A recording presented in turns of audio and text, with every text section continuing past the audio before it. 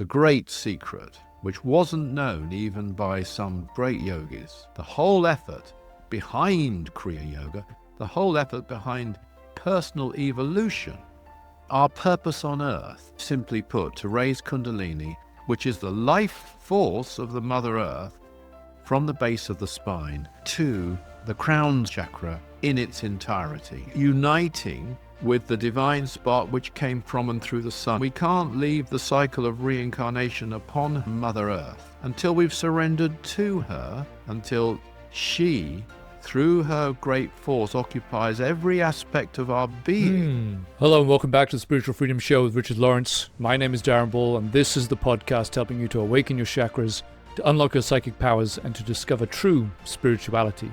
Now, in this episode, international best-selling author Richard Lawrence and I explore the ancient tradition of Kriya Yoga, but this time in the light of his own experience raising Kundalini, and also in the light of the teachings given by Master of Yoga Dr. George King, and through him by advanced extraterrestrial intelligences. Stay tuned for two things that most teachers completely miss about Kundalini: why we don't recommend Kundalini Yoga practices, and a massive secret about escaping the wheel of rebirth on Earth. Richard. Darren. So welcome back, everybody. We are back now with part 5 in our 6-part series on Yoga Upgraded. Again, exploring this massive implications of the change described by Mars Sector 6 in the 9 freedoms, from transmigration to transmutation. And today we're going to be talking about Kriya Yoga. And interesting, I think that what we reveal today will reframe the way that people think about Kundalini, perhaps, and the goal of all spiritual practice. And that's some of the revelations I know that we're going to get into that you have for us as a part of this show. I think what would be worth starting is just giving people a sense of what is this ancient teaching of Kriya Yoga, just so we have a baseline to work with. Yeah, I think we could have said Kundalini Yoga, by the way, for this one. But the problem with that is we don't recommend Kundalini Yoga as it was taught. Some of the practices in Kundalini Yoga are not safe to use. I'm talking here about physically forcing Kundalini to rise through the spine. Dr. King himself did do this. He practiced yoga for about 8 hours a day for 10 years prior to becoming a medium for cosmic intelligences. And as a result, he attained the highest states of full rise of Kundalini at a very young age, in his early 30s, if not before. Yeah. So he did do that, but he didn't recommend it. It certainly isn't recommended in this age of service. Yes, interestingly enough, Dr. King himself attained enlightenment through the old paths. Yeah. Not through karma yoga. Yeah. But he had a particular mission to perform, and he had to get himself ready quickly. He didn't know fully what it would be, but he knew what he had to do, and he did it. I mean, 100%. I mean, he did a job as well, by the way, as that's 8 hours of yoga. He wasn't on the dole. He was doing jobs, working, but he did that. So it could have been called Kundalini Yoga because Dr. King attributes all evolution, our purpose on earth, being quite simply put, to raise Kundalini from the base of the spine to the crown center, the highest chakra, in its entirety. In fact, there's a very interesting extract here, which really one could go into, but this is a short statement about it. He says, we have within a certain part of your brain, the miniature of a tiny sun, which is your positive plus aspect. You have within the base of your spine something which may be described, for want of better terminology, as a tiny moon, which is the negative minus aspect. When the particles of these two energies meet, you have a fusion, which is complete unity. And so on. Those two symbols, very significant. Yeah, and actually you find those symbols in ancient yogic writings. They'll talk about the moon, they'll talk about the sun, and very often they don't mean necessarily that those. Interesting that, for example, at night time, you are encouraged to breathe through your right nostril. So they will say, bring the sun. Actually, there's even a reference to this in the Old Testament, the sun and the moon, used in this way. I haven't got it in front of me, but this is quite universal. You have some correlation, by the way, between Sanskrit writings and the early Hebrew writings. You have the God of Abraham, I am that I am, which is a Sanskrit mantra in its original. So you have this use of sun and moon to represent the positive and negative poles. But interestingly, I think we have a kind of cosmic Kriya in a sense, in that now with the upgrading, if you like, in that it's an actuality as well. It's not just a symbology, because the Kundalini, and this is the great secret, which wasn't known even by some great yogis. If it was known, they didn't reveal it.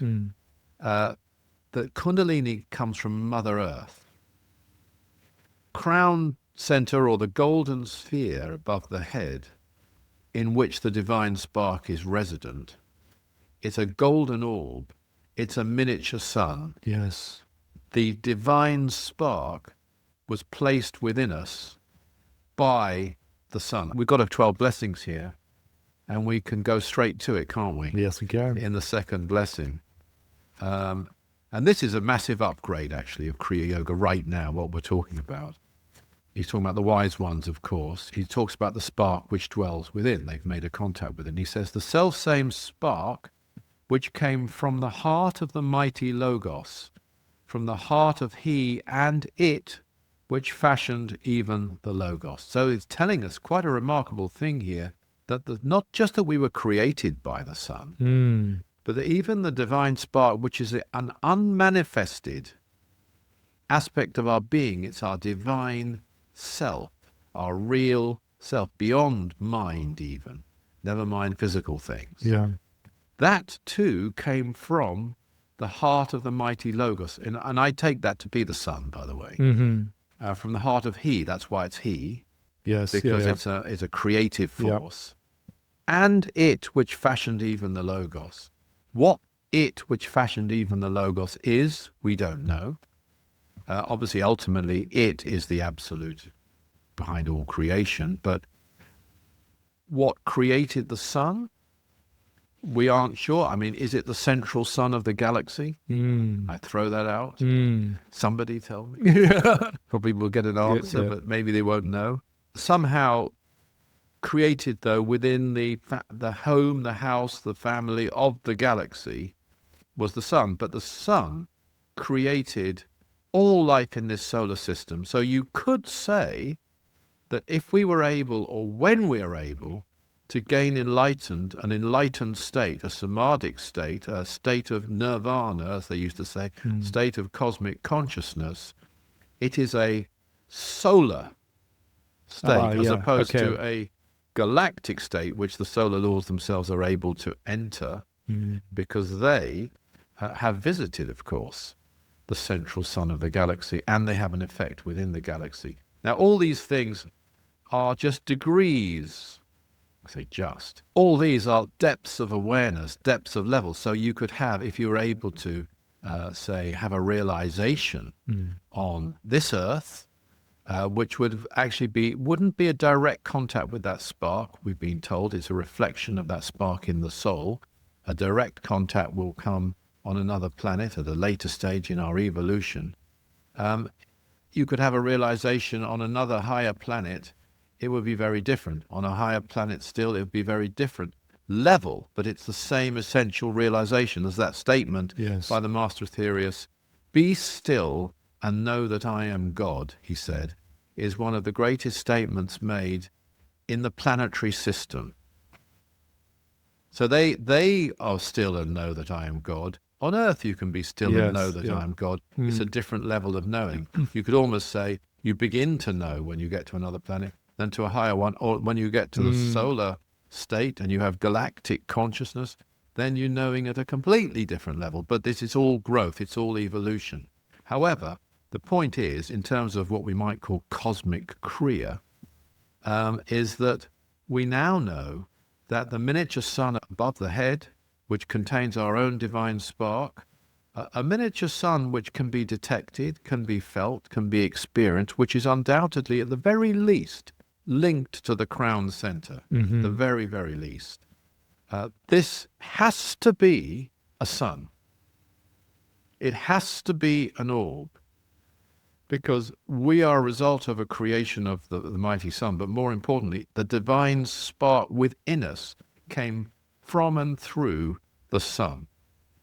That is the full extent. So you have, as it were, the violet flame, or sorry, not even the violet flame, an aspect of the flame, which is Kundalini, which is the life force of the Mother Earth being risen, as Dr. King said there, from the base of the spine all the way up through the spine, and then uniting with the divine spark which came from and through the sun. And you have a unity of the female and the male forces in that way as well. You have the sun depicted even in the symbol, the ancient symbol for God, Brahma. You have the crescent moon and the sun, creation and preservation uniting together in a transmuted form in the divine spark.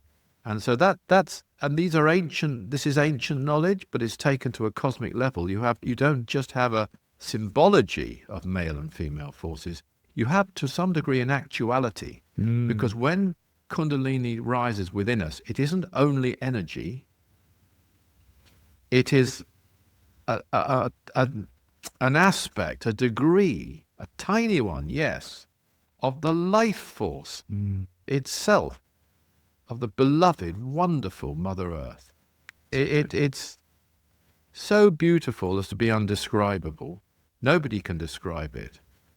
And then it's joining with not just a symbology of a miniature sun, but the actuality of the divine spark placed there within us by and through the real sun. You have a connection with those cosmic forces and a unity within our being. Yeah, there's a layer upon layer of revelation there. Because in the first case, that was a great thing. Sorry, I didn't answer your question about I'll hold you to that in a moment. But so yeah, you have that revelation, the second blessing there. How many times have we read that? But literally, it says, as you've just described. Literally says. Yeah. Then you brought in the fact that there's this process that's taking place within us of the joining of these two things. But it's not just symbolic. It's actually a concrete, real amalgamation of energy. This is the process of transmutation that's taking place within us at a microcosmic level. Yes. Reflecting the macrocosmic process. Absolutely. That's a beautiful thing. I think we have to surrender to Kundalini. We use Kundalini all the time. We've said this before. Dr. King is very explicit. He makes statements that I haven't heard other yogis make. He says, you can't move your little finger without Kundalini. Kundalini governs our whole action. We are children of the earth. We're not very good children at all of the earth. We've got some very bad children of the earth, but we are children of the earth. And she amazingly loves us. And that love is experienced directly, by the way, when you raise Kundalini. Yeah. It's a wonderful thing. And so this is a living transmuting. We come back to our transmuting force because on the way, the Kundalini is transmuting all the lower energies within us, all the lower thoughts within us, all mind within us, until we have its amalgamation with that which is beyond mind, which is spirit. Yeah. And that is a connection with the sun. And we have to, it's as like, when we could do that fully, which I can't do, and I haven't done, Dr. King did do, that's what he calls an adept or a master, actually. Someone who can fully raise Kundalini. I've never come across such a demanding description of a master. There are many people who call themselves masters who couldn't get close to that and don't even know, actually, that they haven't done that. They may have had a samadhic state, yes, but they haven't done that. So that's his very, very high definition of what a master is.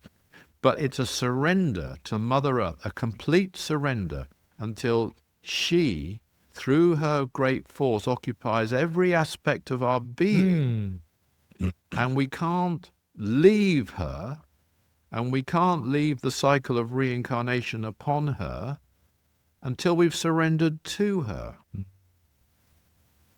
That's a deep point. She's given us experience.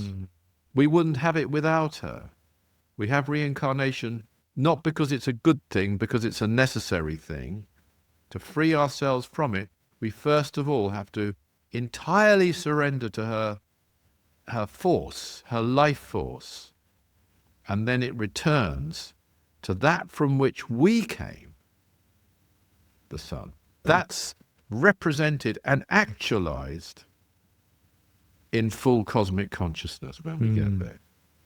No, that's a beautiful revelation, because it's basically like saying we need to allow our whole self to be directed by this force. Absolutely. And it's like our lower mind and all of our actions being determined by this power of Kundalini, and ultimately in surrender to the Mother Earth, rather than the other way around. And that's a way of describing the journey that we're on. Yeah. Increasingly embodying that description. Because when you do, you're obviously entering the realms of superconsciousness, and at that point you know what to do, and you know what she wants you to do. Yeah. As I say, you can't really talk about it. It's too wonderful. It's too alluring. I actually think that I can understand, very well understand, and I'm not fit to judge. I wouldn't want to judge. I can say that it's wrong, but I wouldn't want to judge the individuals concerned. I can see why some people got stuck. Entering samadhi. Yeah, got stuck at the state of as the Nine Freedoms describes it, the power was warm in those centers. Because it is a very alluring. I mean, it's people get addicted to physical things, be it drink, be it drugs, be it sex, be it gambling, be it whatever. And this is a sad problem to have, and help should be given. But you can also become addicted to mental and spiritual things as well. I mean, power is an obvious one. We see that, unfortunately. But there are spiritual powers, and even those, while they are good, while they are blissful, while they are peaceful, while they are loving, while they are to a degree knowing, and to a degree very wise, they have a temptation of their own. And you can get stuck along the way. And this is why, thank God for Dr. King, because he didn't. I mean, his description of the Nine Freedom, in the Nine Freedom, of cosmic consciousness, he doesn't even take it to its zenith.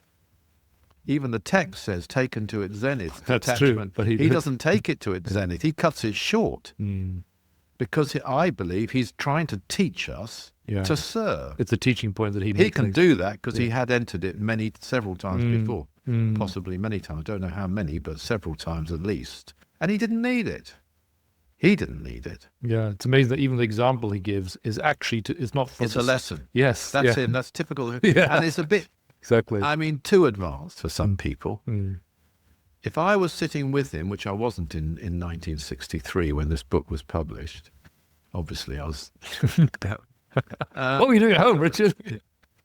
He did blame me, actually, years later when I became secretary, for something that happened in 1963, because I became secretary and one of my predecessors hadn't done something that should have been done in 1963, I think it was. And I did say to him, well, I was only 10 at the time. He said, well, I can't help that. You're responsible. That was it. Anyway, I divert. But, he was always teaching. And that is a great lesson. But if I was sitting with him, I think I would say, look, wouldn't it be a good thing to put in one of your cosmic experiences? Because that's subtle for people to get. But who am I to say? So I would like to draw out what makes some of these points that you've said so significant in comparison to the classic. Sorry, I never got close to the classic. Right. But just so people can see what's changed. Yes. Yeah. So what we have, I mean, first of all, we have the wonderful Lord Babaji, the god of the gods on earth, and even beyond earth. He's a very, very, and we talked about him, we've done a show on him, and people might want to look that one up. Yeah. But he decided to, I would say, reintroduce, because there's nothing new, at a certain time, a certain type of Kriya Yoga. And it got popularized by his disciples' disciple. Yeah. So, which was Paramahansa Yogananda. Not only Paramahansa, I love Yogananda. I love him. I feel very close to him. but that's irrelevant, I suppose, to this. But he did do a fantastic job of popularizing this. Yeah. He was an outstanding promoter of spirituality, let's face it. But it was the Lord Babaji who decided, and I suppose I don't know what year, but it must have been the 19th century, I suppose, to reintroduce this. But very significantly, he reintroduced it to a householder, as they would call them in that tradition, not to a sannyasin, which would be like your celibate This yogi. is a good point. Yeah, it's a good point. He picked someone, Lahiri Mahasaya he's called, who I think he was an engineer. I'd have to check that. It's all in actually, I've got the biography of Lahiri as well as Oh, really? Didn't know there was one. There is one, by another disciple. But anyway, he had a profession, he had a family, and then he was chosen by Lord Babaji. Lord Babaji gave him these techniques, and it turns out Lahiri had been an advanced yogi, sannyasin in a former life, and I believe a student of the Lord Babaji before that life. And he enabled Lahiri to enter a high state of consciousness, very high. But he was given certain directions, Lahiri, by the Lord Babaji, which was to teach, to remain in civilization, keep his house, but he had to do various things. I'm only going by the biography I've read, so if it's accurate. He had to turn his home into an ashram. So his son, any of his children who lived there, and he certainly had at least one son living there, I think more, would be his students then, not just his sons, but his students. He had to, according to what I read, offer his wife to the Lord Babaji. The Lord Babaji actually didn't want it, I mean, what's it didn't want, but didn't require his wife and didn't accept her. What do you mean offer? I think what it means is that he had to be willing to sacrifice that which was closest to him in order before, this is my take on it, before he'd been pure enough, before he would be considered pure enough to do this task as a householder. That's how I would see it, rather like the Abraham story. He had to be willing to sacrifice his eldest son, which to him, I suppose, would have been the thing, his successor, so Isaac, wasn't it? And then he didn't need to. I think that's how, as I would see it. Anyway, he didn't have to give his wife to Lord Babaji. Lord Babaji didn't require that at all.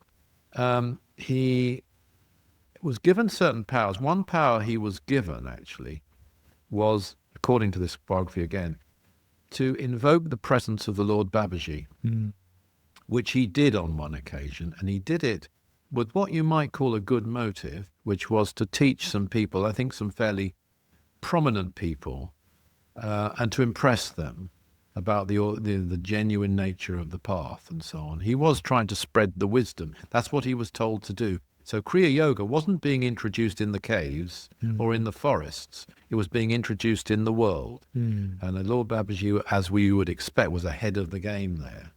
He was doing it very early on. This would be before even Vivekananda, for example, came to America. Oh, yeah, okay. Popular with Lahiri, anyway. So anyway, he did invoke the presence of the Lord Babaji. Lord Babaji did appear.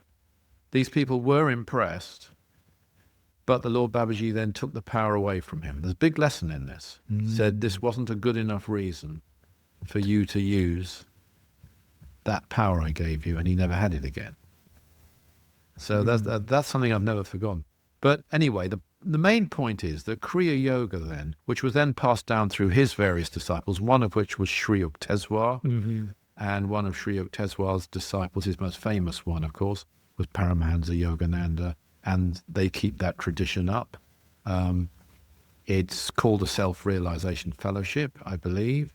It's not the number one priority today, self-realization. The number one priority today is service to others, and I believe Yogananda would completely agree with that now. But at the same time, it is an essential part of the path, so it still exists. It's still important within that overall context that we've discussed of transmutation and of service. Now, Now, what it consists of, as I understand it, and I haven't studied, all the details. I have seen well over 100 of the main Kriya Yoga practices. Oh, yeah. That can be used. I did go into it in some depth. I would consider some of those to be dangerous. I mentioned that Kundalini is dangerous, or can be dangerous. Again, these words are used differently. Some people will say, I'm a Kundalini Yoga instructor, and actually but what they're teaching you is breathing and asanas. That's not what Kundalini Yoga really was. It's where you are forcibly and often physically causing Kundalini to rise. And why is that dangerous? It's dangerous because some of those exercises are dangerous, and I would think very painful. In fact, Dr. King himself says the first time you raise Kundalini, it's excruciatingly painful. Yeah. And I have to think, well, he was on that particular path. There is a pain with it. There is a burning with it. It is uncomfortable at times. Yes, no doubt about that at all. But I think if you were taking the path that he took, where it was being forced, where some of the exercises of themselves can be painful. Yeah. Okay. Anyway, and you are then forcing, and because of the purity of Dr. King, a massive, I don't say all, but a massive quantity of Kundalini through, rather than a little bit coming through, which would still be wonderful. Yeah, I can see that must have been very painful. I don't personally believe that on the path of service, which is a more gradual path, that it would necessarily will be that abrupt. Like the first time, it's whoa, you're aware of the pain. Absolutely, you can feel it. You can feel it very strongly, and it can be certainly uncomfortable and painful.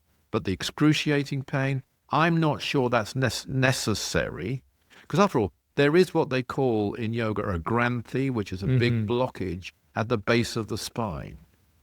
And if you just break that down forcibly, obviously it's going to be more painful than if you gradually burn it up through karma yoga, through service, through transmutation, through purification over decades, shall we say. But anyway, I divert. So it is using mainly breathing exercises to bombard in different ways through the nadis, through the various channels, of which there are said to be at least 72,000. Actually, some say more than that, some say less than that, but many thousands within the aura. These are the lines of force, the connecting lines of force. Can I just say that this is, again, it comes back, as we always do come back, to the microcosm and the macrocosm. The universe has a cosmic web of lines of force connecting galaxies. Galaxies, I believe, are the chakras of the universe. Yeah. And there is also a Nardic, what you might call a Nardic framework. That's the visible, that's the known by our scientists framework, not the subtle, invisible to them framework. So I think this is reflected through creation. That's why God did make man in his own image, not man made God in his own image, because we are a reflection of that cosmic whole. And I'm sure it applies within the solar system too, that principle as well. So it's not just in the human being.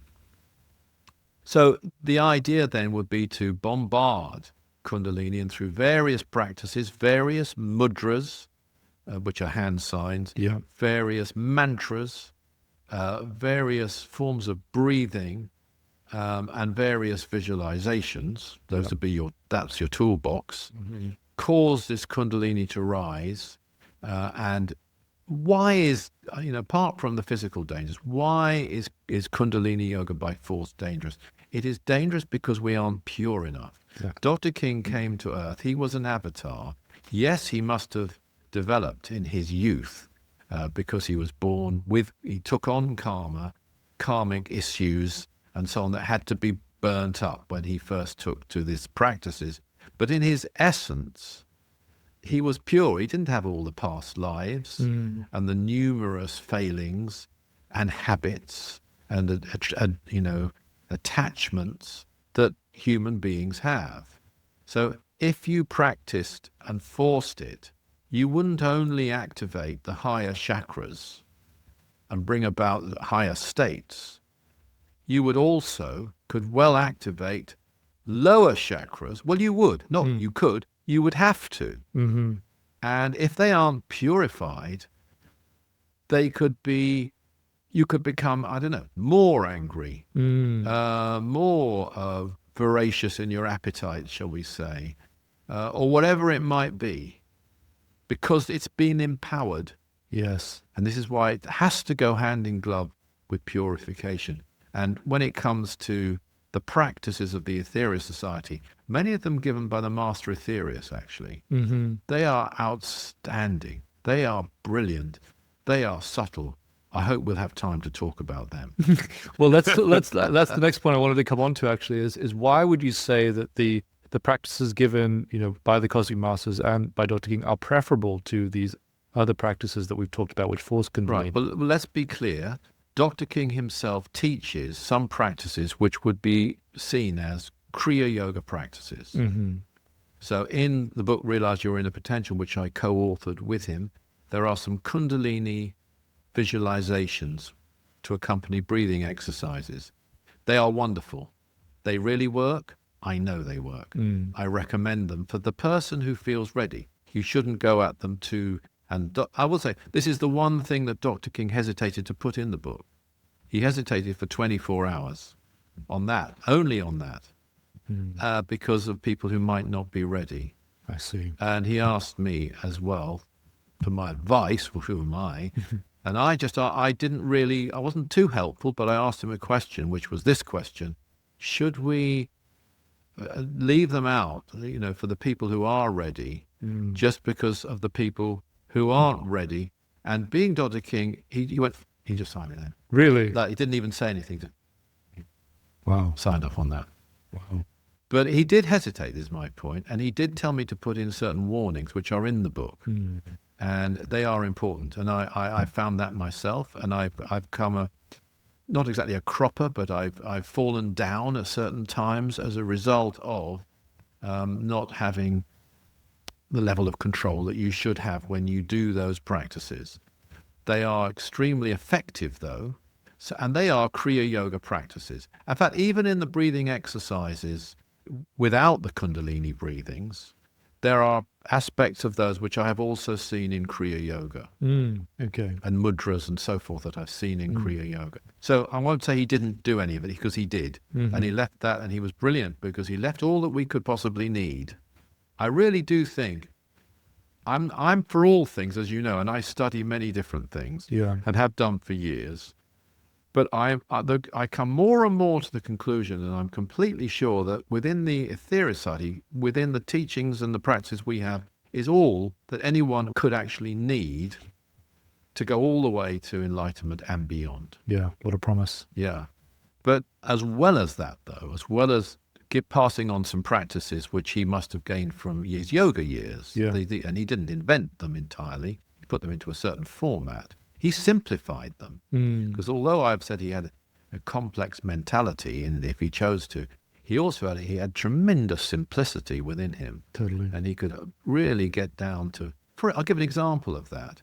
He doesn't get involved with what they call the granthis, which is where you get crossing over of nadis, say, for example, between the solar plexus center and the heart center. He gives you the exercises and the practices given by the Master Aetherius will deal with that, but he keeps it simple, which is Ida, that's on the left channel, Pingala, that's on the right channel, each two nadis, prominent nadis, each side of the spine, also known as the moon, Ida, sun, Pingala, and Susumna in the middle. Now, people can break down, and do break down, Susumna into many categories and tie them into what are known as the three gunas, rajas, tamas, and sattvas.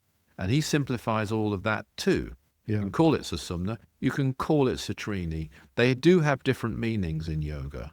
And there are others too. There's the Vajra channel as well, and there's Brahma Nadi, and you can go on like that. But in the end, though, all you need to really know is there's a central channel within the spine through which Kundalini will travel. Got you. And so when we look at the practices as given by the cosmic masters, like the practice of the presence, right, or the violet flame, or the pink flame, how would you say? Now we're getting on to the bread and butter.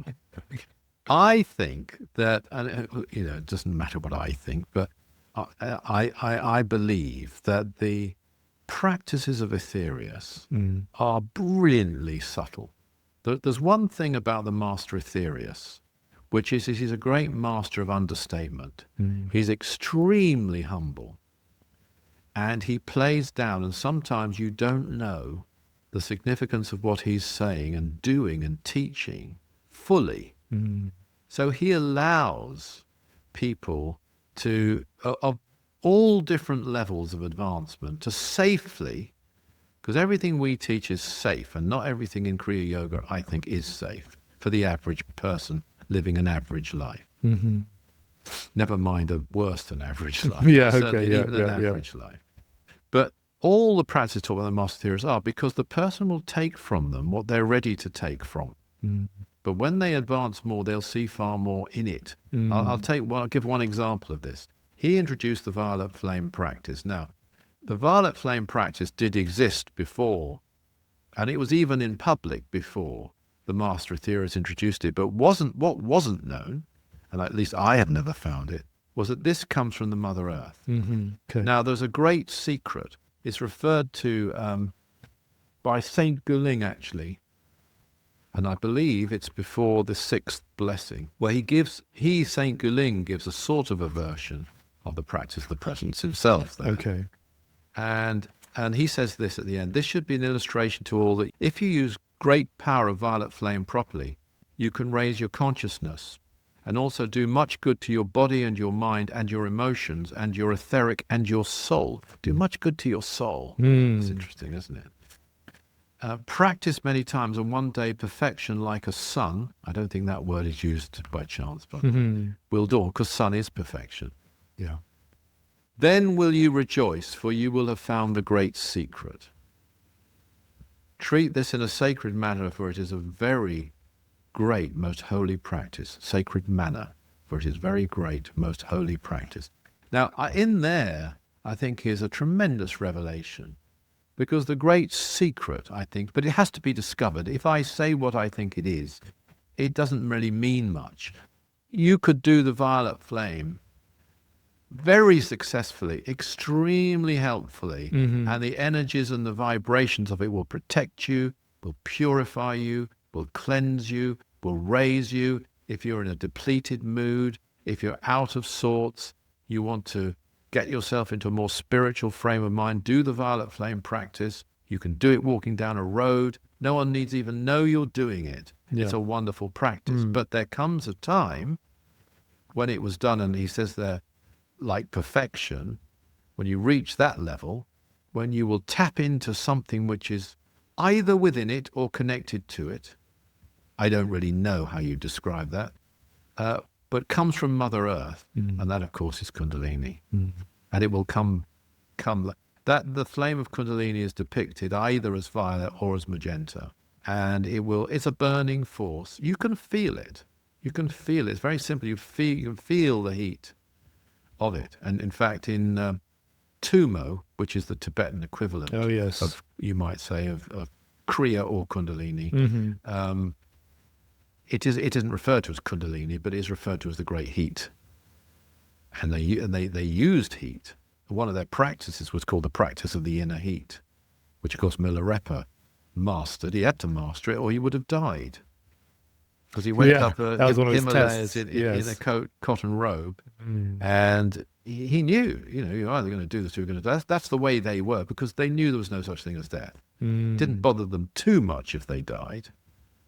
It would be a great inconvenience. Yeah, that's the way they would see it. To their life's work. Yeah. And what they were trying to achieve in that life. And, and then you'd have to go through childhood and all the rest of it. But enlightenment was everything. And that was the attitude. And anyway, he did raise the inner heat, and he did survive because of that. So it gives great heat. But this is the great secret there referred to by Saint Guling. I say the violet flame was given, but it wasn't given as coming from the Mother Earth, and the connection to Kundalini wasn't revealed. Yeah. And it's something you have to discover. Even Saint Guling doesn't give it. I don't know. I'm giving my opinion, by the way, here only. But you will one day. So if you take another practice, and all these are in Realize You're in the Potential, and they're regularly used online in our services. People can check these practices out. You could do the practice of the presence, which involves bringing down white light. Yes. But may I say, by the way, that the Master Aetherius also specifies, and I think others do too, and actually Dr. King does too, that breathing isn't the only way of bombarding the Kundalini and causing a rise. Really? Yeah. You can raise Kundalini by bringing the rays of the sun directly, or the rays of prana, if you want to call it that, directly through you. Not only through your breath, but through visualization. In fact, Dr. King says, before you do breathing exercises, actually he says this, if you visualize the prana that you're about to breathe being potentized, oh yes, you can actually multiply the power of that breathing exercise, I think he says hundreds of times. So visualization is a tool. And actually the Master Aetherius, in one place, in the transmission called From Free Will to Freedom, does say that if you get rid of fear, you get rid of doubt, and this is my memory of it, you change your karma in such a way, you cooperate with karma in such a way that its rays, that's karma's rays, will come down and cause the power within you, which is Kundalini, to move. Doesn't mention breathing. Yes. And those rays of karma, I would suggest, must come through the sun. To us, at least. In this solar system. That's a nice formula there. So when we do prayer, we are bringing energy down. We are activating the heart center. We aren't necessarily doing it through breathing. We're doing it through visualization. Those energies, many things must happen. But when you focus on the heart chakra, when you focus on any chakra, and by the way, don't focus it on the physical spot, is a warning by Dr. King. But when you focus the heart chakra in the aura, is very safe to focus on. Safer than some chakras. When you do that, you're going to draw your consciousness to where your focus is, which now is in the heart center. It's going to raise you. It's going to elevate you. By the way, one thing it will bring to you, maybe either immediately or later, is peace. You don't do it for that reason. But it will also draw the energies upwards from the lower centers. Gotcha. So this is a different dimension to the principles of Kriya Yoga, which is mainly, well, I mentioned they use mudras, they use mantras, but they really focus a lot on breathing. Breathing's very important, but it's not the only way to bombard Kundalini in the base of the spine and cause it to rise. Mind causes it to rise. Positive thoughts cause it to rise. Studying spiritual truth causes it to rise. Listening and watching to the spiritual creature, hopefully to some degree, can cause a rise, because you're taking your consciousness to a higher level. And you have to take your consciousness to a higher level. This is known in Tumo, the 6 yogas of Naropa. It's known in Kundalini Yoga. It's known in Kriya Yoga. It's known, in mystical circles. If you activate a higher chakra, it will feed the lower ones. If you activate a lower one, it won't of itself rise upwards. So the whole effort behind Kriya Yoga, the whole effort behind personal evolution, is to raise the energies through us upwards and purify the lower ones as it comes. So if you take again the practice of the presence, it can be, for many people, and is, a purifying, cleansing practice. I have used it in workshops to help people to tap into their intuition using that practice, and they've had results, some of them. It can do many, many things. But I believe it's embryonic cosmic consciousness. If you really raised, if you lived that great secret talked about by Saint Guling, and you raised Kundalini through it by doing it so perfectly, so reverently, the more reverence we have for any practice, the more power it will have in our life, but especially the Mother Earth. Not just the practice, but the Mother Earth. With real appreciation and love for her, and you bring it up, it will then go, as we said right at the beginning, to the golden sphere, which is in that practice, which can be linked and can become the crown center. It may do and it may not. It may be a symbolic practice, taking your consciousness upwards, giving you greater intuition, greater peace, greater protection, greater spirituality. That's what it will do. But when the student is ready, as Saint Guling, when you do it with perfection, as he puts it, then it will be, I believe, a state of cosmic consciousness. That's my opinion. I can't see how it could be any other way. And this is what I mean by the subtlety of the Master Aetherius. He gives us these things, and there's far more in them potentially. But if we're not ready to take that, they'll still work. Yes. They'll still help. And it's true of all his practices. The pink flame practice, for example, which is another one that we use very often in our services. People who attend or go online, they'll see us use that practice. It's a cleanser of the nadis. What else can it be? It must be. And a cleanser with what? Pink, which is the vibration of love. And it must purify us. But it depends. It can be just a very uplifting, helpful preparation. Yes, it'll work as that. But it could also, in potential, cleanse the channels in and within the spine. Yeah, so just in essence, then what you're saying is that the beauty of these practices is that they allow for the full realization of Kundalini without requiring the full realization. They're safe. Exactly. They're beneficial, and they are exponential practices. That's a great way to put it. Because they can be that much or that much. As far as you're willing to go and ready to go. As far as you're willing to go. Thank you very much, Richard. Thank you. Hey, Spiritual Freedom Show family, thanks for tuning into the show. There's a couple things that I think would be worth pulling out from what Richard said in that episode. The first thing is about our relationship with the sun. The spark of God within us, which is the same spark of God within all things in creation, was put there by the sun, which is the creator of our solar system. The second thing is about our true relationship with Mother Earth. Kundalini is an aspect of the life force of the planet. The third thing is about our purpose for being on Earth, in other words, our ascension. Escaping the wheel of rebirth on Earth requires us to raise the mystical power of Kundalini, an aspect of the life force of the Mother Earth, all the way up to the crown chakra, where it unites with the spark of God that was placed within us by the sun. So the purpose of our life is the amalgamation of these two forces. What this reveals is that we can't leave the planet until we have completely surrendered to Mother Earth. We need to allow the whole of ourselves to be directed by the mystical power of Kundalini.